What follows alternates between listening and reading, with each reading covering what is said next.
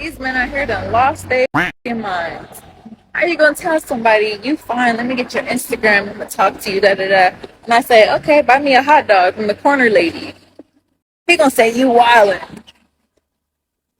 You can't buy me a hot dog, but you wanna talk to me? Yes. Yes. And this is what men have to deal with. Wholeflation, the blurring of the lines between an escort and an average woman. In case you don't know the difference, an escort is a woman that requires payment for her company. Imagine a prostitute that you would introduce to friends, business associates, and would also accompany you on a date. That's an escort. That's what the modern woman is turning into. So, by definition, any woman that requires a financial contribution before the exchange of contact info is given is a textbook 304. And you know what that means. If she requires payment before the first time you meet, She belongs to the streets. if high-end restaurants are the only places that she eats, She belongs to the streets. if the answer was no until you flash some cash flow and then she agrees, She belongs to the streets. you will not be wrong. Sending her back to where she belongs. She belongs to the streets.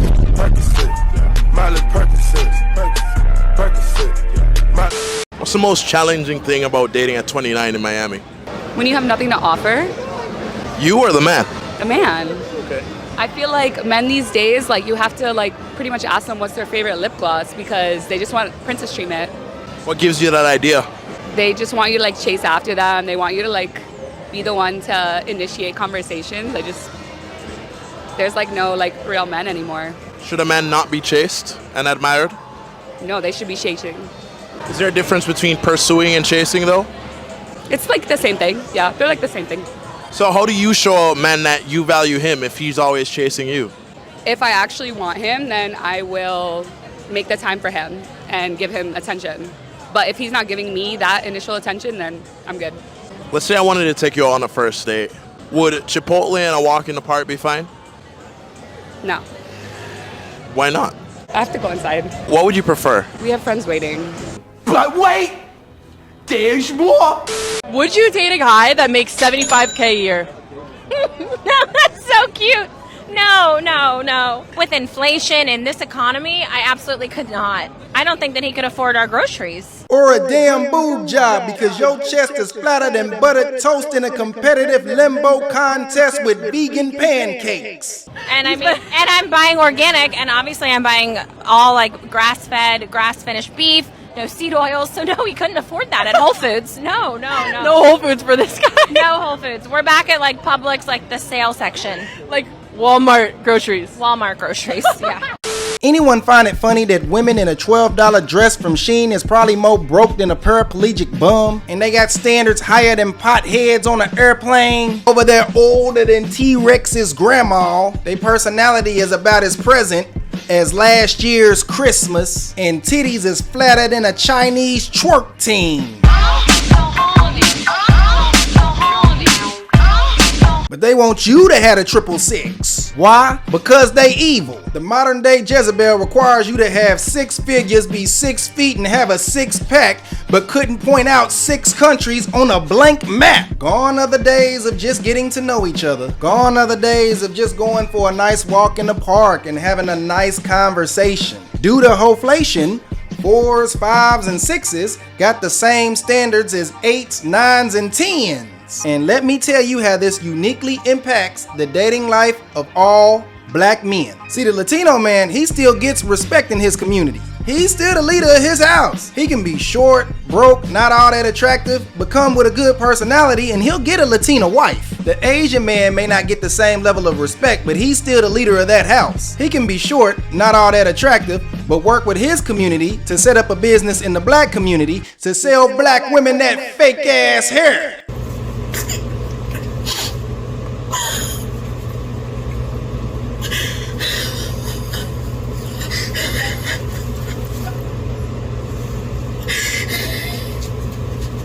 The white man just got a date outside to get his respect, and this just leaves the black man. And black women don't respect our black asses. Do you think I'm trying to live for a man and find a good man at 24? I'm not. So like down the road when I'm a little older and I'm ready to settle down and I'm done with my business. Down the road when you've had sex with more men, you've hurt your value, you've been through more dick, you've sucked more, you've done more promiscuous things. You think that's going to make you more attractive to a man that's going to want to take you seriously? Yeah, because I'm not a low value woman. So the answer is no. You actually are significantly reducing your value the more people you have sex with and the older you become. And but do y'all think we live for y'all? Like, why do y'all think that we trying to please y'all and we're out here trying to like be holy for a man? What is a man to keep nowadays?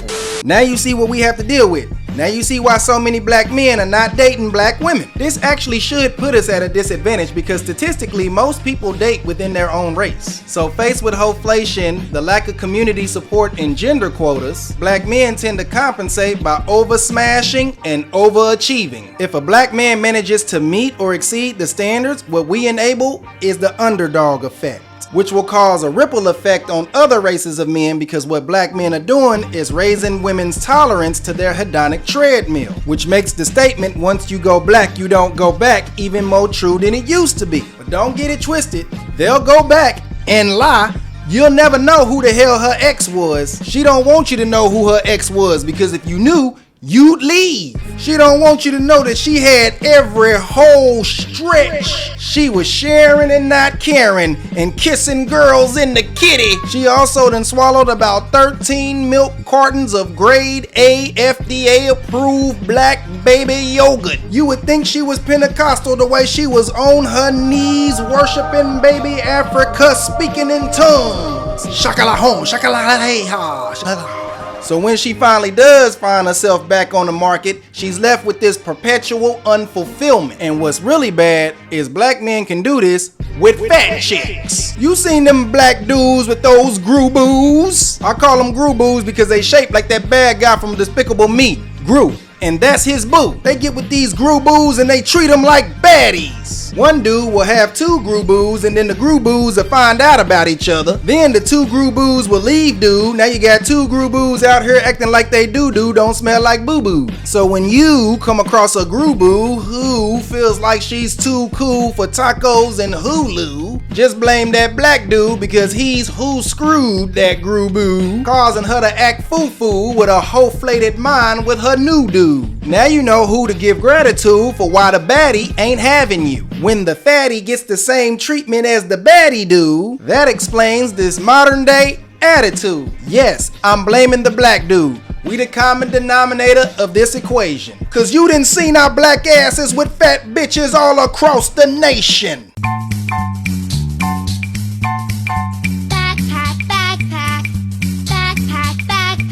It was only a matter of time, and even on vacation, now you see the hoes in the DR and Colombia all suffering from Wholeflation. Can I get an amen? Somebody say amen. Because when the Latino man was in his country, the price was $40. When the Asian man was in his country, the price was $40. When the white man came to their country, the price stayed $40. But when the black man came to the country, what happened? Wholeflation happened. That's what.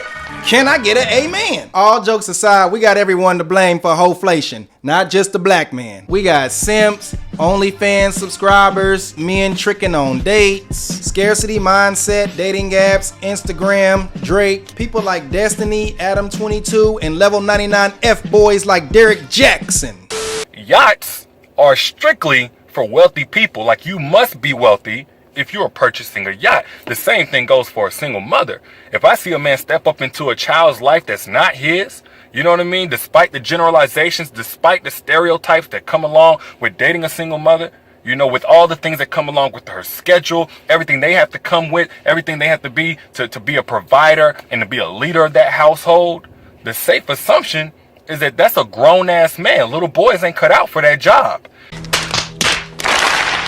So you best believe that my standards are going to be through the roof. At this point, my standards are so high, I think I'm looking for Jesus Christ himself. You need to prove to me why you are worthy of my time and why you are worthy to be in my child's presence on a consistent basis. So if you come into my life, you should be making things easier. But I'm quick to leave all types of situations.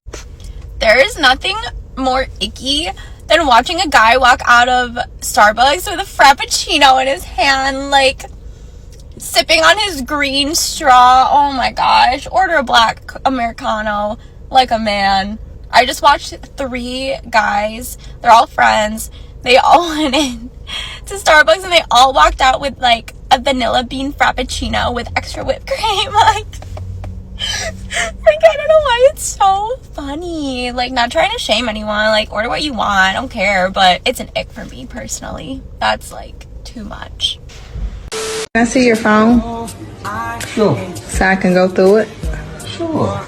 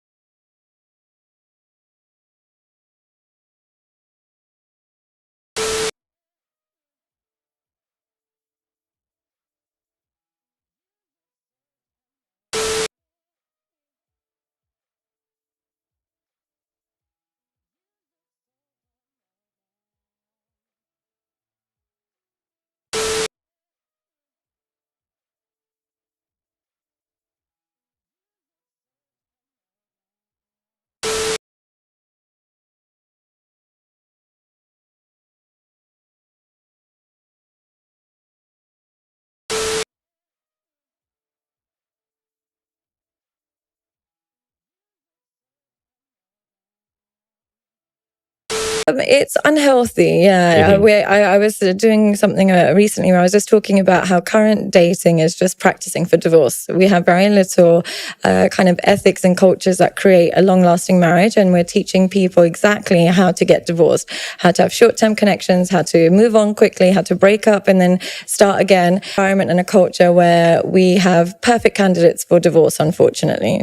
It's a bleak future, fellas. I don't think y'all need me to tell you to get your passport again, but I'm telling you to get your passport again. Women are coming up with 99,999 different reasons to F up a relationship. They're not training to be a wife. They're training to pick out men rich enough and dumb enough to invest in them financially. And once he does, she will use them as one stream of passive income and then leave them and repeat the process with the next man. And that is the modern woman's retirement plan. Now, there's a couple of states that are passing laws to make this process a lot more difficult. The no-fault divorce, the child support, the alimony, all of that is being looked at. But until this becomes a nationwide thing and then they rework the loophole in welfare, then we're still screwed. Fellas, we are on the Titanic and it ain't that many lifeboats left. If you want a chance at life with a proper wife, you better get your ass overseas before that ship has sailed. But anyway, man, that's the video for today. And if you enjoyed the video, be sure to like the damn video. Be sure to click here to see why black men ain't protecting black women's black asses in America. If you missing my shorts, be sure to follow me on my Instagram at NGE_nevergoodenough. And if you want to do some business with me, then hit me up on my Gmail at NGEnevergoodenough@gmail.com. And remember, become the change you want to see. It's your boy, NGE. Peace.